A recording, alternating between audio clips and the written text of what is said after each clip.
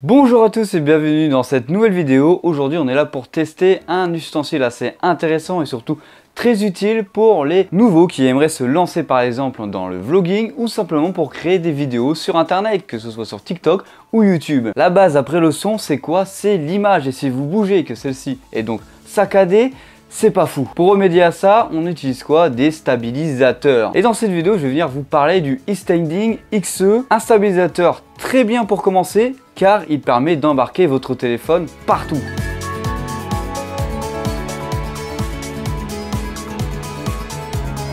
Alors avant d'aller plus loin, on n'hésite pas à s'abonner, à liker, ça fera toujours plaisir à la chaîne. Alors le produit testé dans cette vidéo, c'est un produit envoyé par la marque OM, dont je les remercie beaucoup là-dessus. Bien sûr, on va être ultra objectif sur le produit. Alors très rapidement, pour ceux qui ne savent pas qui sont-ils, c'est une marque qui a été fondée en 2014. Le concept de la marque, c'est quoi? Le slogan de la marque, en tout cas la vision de la marque, c'est quoi? C'est Make the Moment. En gros, en français, profiter de l'instant présent, en gros, le capturer à tout moment. Dans leur catalogue, ils font principalement des gimbals, que ce soit pour smartphone ou pour caméra, comme des GoPro ou même des vraies caméras. Cette marque est installée dans plus de 50 pays dans le monde et ça, c'est plutôt pas mal. Alors, il faut savoir pour ce stabilisateur, vous avez deux options. Soit l'option classique, soit une option avec un kit qui va vous permettre d'avoir une lumière en plus et quelques ustensiles qu'on va aller voir tout de suite dans la boîte. Alors, la boîte se comporte comme ceci. Voilà, à l'intérieur, vous allez avoir un carton qui va ressembler à ça. Vous allez pouvoir retrouver ici tout simplement un type C.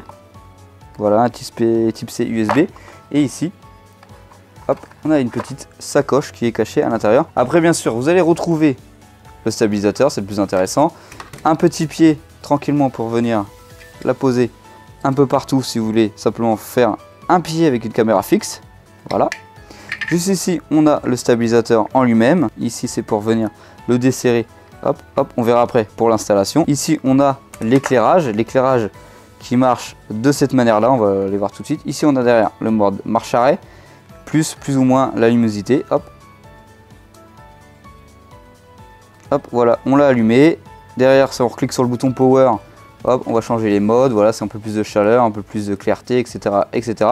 Et ici, on va venir monter plus ou moins la luminosité pour que ce soit le mieux réglé bien sûr sur tes tournages. Cette lumière elle va venir se loger directement ici. Tu peux voir qu'on a un aimant, hop, on va venir la coller ici, clac, et hop, comme ça sera tout simplement toujours au-dessus de ton téléphone ou sur l'aile si tu filmes en mode portrait.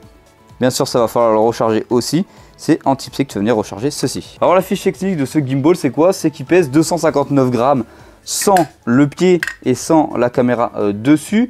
On a une plage mécanique qui est panoramique jusqu'à 320 degrés, un roulis jusqu'à 320 degrés et une inclinaison jusqu'à 320 degrés.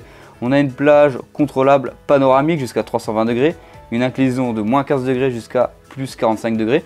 Alors les téléphones qui sont compatibles dessus, déjà premièrement, mon Fold n'est pas compatible sur ce type d'appareil car il est bien trop lourd et bien trop large. Celui-ci supporte des téléphones en dessous de 280 grammes et il peut supporter des téléphones avec une épaisseur de 11 mm, ce qui n'est pas le cas sur mon téléphone qui fait bien plus d'1 cm quand celui-ci est refermé. Alors sur la batterie, on est sur une batterie de 3,7 volts, ce qui correspond à 2000 mAh dessus. On a une autonomie d'environ 8 heures. Bien sûr, la lampe n'a pas cette même autonomie que là. Elle fait 16 grammes. On a une batterie qui fait 300 mAh, ce qui correspond à une autonomie d'à peu près 1 heure. Alors pour le mettre en route, c'est très simple. Tu vas venir positionner ton téléphone à l'intérieur. Tu vas voir qu'ici, tu as un bouton Power, tu allumes dessus et celui-ci va donc s'allumer directement. Voilà. Tu vas pouvoir retrouver juste ici un joystick pour aller du haut vers le bas pour doser l'angle de ton téléphone, pour aller à gauche et à droite. Voilà, tout simplement. Ici, tu as le mode avec ce bouton là, juste ici, je sais pas si on voit bien la caméra, voilà, juste ici pour venir passer ton téléphone en mode portrait. Voilà, si tu veux filmer en mode portrait, bon, par contre, tu fais pas la bêtise comme moi, tu le mets pas à l'envers le téléphone dessus. Voilà, hop, pour revenir en mode normal, tu appuies dessus, tout simplement. Alors, ici, si tu appuies sur le bouton Power, tu vas pouvoir avoir les modes de prise de vue, en tout cas les modes avec le stabilisateur, c'est les modes que tu peux retrouver juste ici, qui sont affichés sur l'appareil, voilà. Tu vas pouvoir retrouver le mode PF, le mode PTF, le mode L et le mode POV. Alors, par exemple, on va venir cliquer ici pour changer le mode. Voilà, on se retrouve sur le mode L. C'est-à-dire que tu vas pouvoir tourner autour, presque autour, et la caméra restera fixe. Et ça, c'est plutôt pas mal. Bon, dessus j'ai mis le pied parce que j'ai besoin quand même d'une plus grande prise de main sur ce stabilisateur. Bon, après c'est sur tous les stabilisateurs que j'utilise, je viens rajouter le pied. C'est comme sur celui que j'utilise sur les grosses caméras, je mets le pied en dessous car j'aimerais bien avoir une plus grande prise en main avec ma main et éviter de toucher au bouton. Alors quand tu mets ta lampe sur le stabilisateur, ça ressemble à ça. Voilà, donc ça va venir t'éclairer un minimum quand tu parles devant. Alors chose à ne pas négliger quand tu vas venir installer le stabilisateur, tu peux voir qu'ici tu as une petite molette, c'est pour venir serrer et desserrer ça, pour le clipser vers le bas ou vers le haut. Quand tu le clipses avant d'allumer le stabilisateur avec ton téléphone, n'oublie pas de le serrer au maximum parce que sinon ça ne marchera pas. Voilà, c'est simplement ça qu'il ne faut pas oublier quand tu mets le stabilisateur en marche.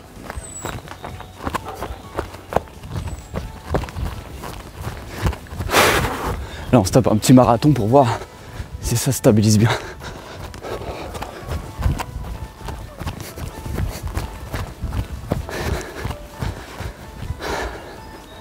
Franchement le test où on court, enfin en tout cas en trottine, plutôt pas mal.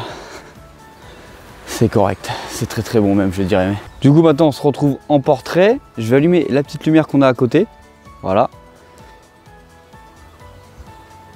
Bon là dans le principe elle va pas nous servir à grand chose vu qu'on est avec du grand soleil, une lumière naturelle.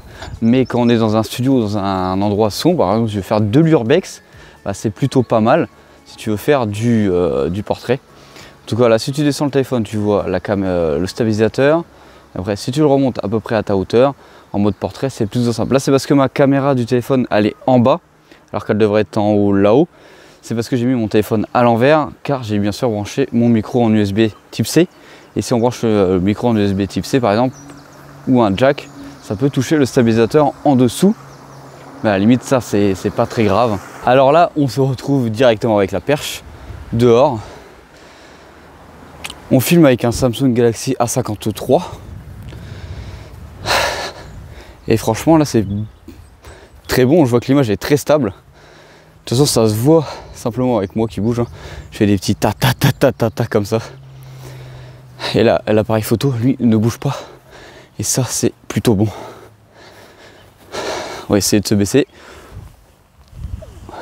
Parfait.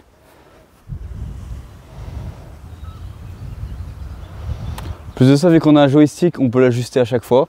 Ça bien sûr ça dépend du mode qu'on va venir utiliser avec ce stabilisateur tout simplement.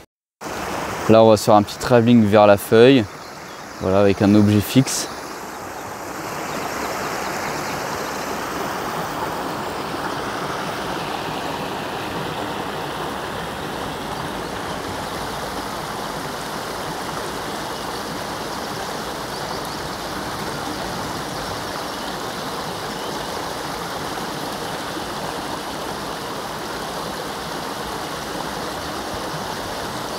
Alors il faut savoir que le joystick est quand même assez sensible. Si vous voulez venir faire un petit travelling, par exemple vous êtes ici sur un plan fixe, le joystick est vraiment très sensible. Si vous voulez tourner la caméra tranquillement, voilà comme ça, faire un petit travelling, le joystick est vraiment très sensible si vous voulez faire ça. Mais de toute façon la cible pour ce stabilisateur c'est bien sûr pour partir faire des vlogs facilement et non pour venir faire des travelling de voiture ou autre chose ou des trucs comme ça. C'est plus pour venir parler comme ça tranquillement et ça fait très bien le taf là-dessus. On est sur un produit qui est destiné pour les nouveaux utilisateurs, les nouveaux créateurs qui veulent faire du contenu avec des produits vraiment pas chers. Et surtout que ce soit ce produit-là ou les autres produits qu'on a sur la gamme, on a d'autres ustensiles assez surprenants comme la lumière qui est intégrée, la possibilité de venir y coller des micros très facilement. Donc on a tout le potentiel de créer des vidéos facilement, stabilisées avec votre téléphone facilement ou une caméra, la possibilité d'y intégrer un micro, etc. etc. Donc c'est l'outil de vlogging parfait. En plus de ça, il est léger, donc on peut l'embarquer partout. Maintenant, il ne reste plus qu'à toi d'aller l'essayer par toi-même et n'hésite pas à me mettre ton avis en commentaire, ce que tu penses sur ce produit-là. Allez, c'était Hugo sur la chaîne Gigatop. Bisous.